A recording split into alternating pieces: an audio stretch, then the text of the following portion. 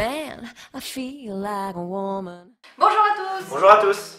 On se retrouve aujourd'hui pour une nouvelle série de vidéos Qui va être dédiée aux plus grands tyrans de l'histoire. Yes. Alors pas forcément les plus connus, mais en tout cas les plus horribles. Ouais, les plus terrifiants. Ouais. Les plus dégueux aussi en termes d'idées de torture, de massacres, etc. Ouais, puis on va remonter jusqu'à aujourd'hui. Voilà. On en a encore des tyrans quand même. Exactement.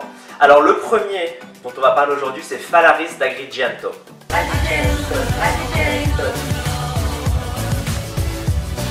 Donc, ce Falaris d'Agrigentos, on ne sait rien de lui. On sait juste en fait qu'il va arriver dans la fameuse ville d'Agrigentos qui est située en Sicile à l'ouest de l'île. Il est envoyé là-bas par Rome pour construire un temple dédié à Zeus. Il fait du bon boulot, la population l'aime bien, prospérité, comme tous les tyrans, voilà, au final, hein. Ça du finit positif toujours, voilà. pour récupérer le pouvoir. Exactement. Donc il apporte de l'eau dans la cité, la modernise, etc. Et un jour, le mec il pète un câble et il se dit mais en fait non, le pouvoir je vais le prendre. Et comment il fait? Et comment il fait? Mais comment il fait? Claire, comment fait-il? Donc pour ça, il va mettre en place un petit système pas très sympathique pour faire du mal aux gens. On va le voir juste après.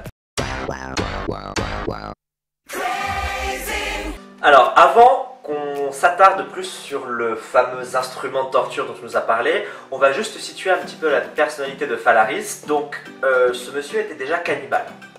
Déjà, C'est très sympathique. c'est très sympathique.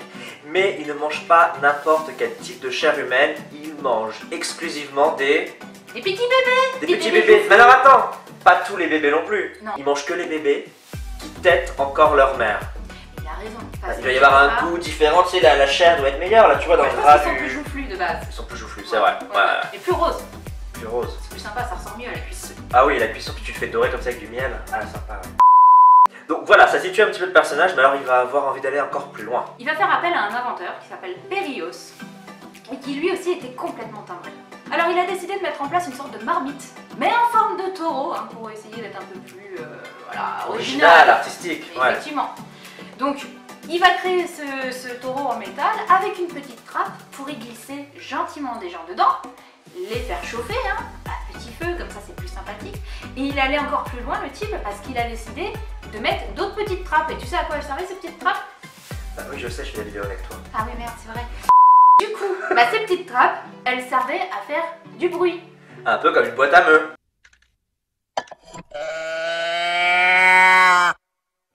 Donc en fait, ça veut dire que les gens ils cramaient à l'intérieur, Ouais. et plus ils gueulaient, plus il y avait du son qui sortait par ces orifices, et plus ça faisait le bruit d'un taureau. Exactement. C'était sympa. Ah bah moi je trouve que c'est une idée grandiose. Ça fonctionnait ou pas? Mal utilisée, Ça mais fonctionnait? grandiose.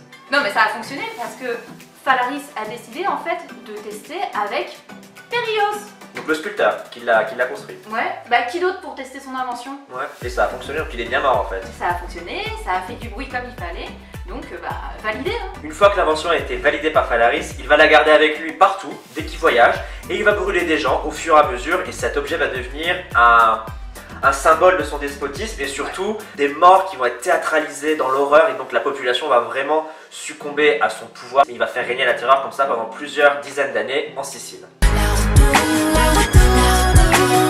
Forcément, la population en a eu marre de ce charmant monsieur qui s'amusait à brûler des gens dans un taureau pour des raisons complètement futiles. Donc il y a un certain Télémachus qui a décidé de mener une insurrection contre Falaris. Il emmène la population avec lui qui lapide Falaris, histoire de se venger un petit peu. T'as Hein. vu, je fais la lapidation des Tu le petits fais super Ah oui, je le fais super bien. Alors, ils vont le lapider, il va pas mourir comme ça parce que ça serait trop simple, et ils vont le mettre dans son taureau. Et hop, ils mettent le feu, et le monsieur va donc finir brûlé vif. Bah, est-ce qu'il l'a pas mérité? Il a mérité, et moi j'ai envie de dire, la boucle est bouclée.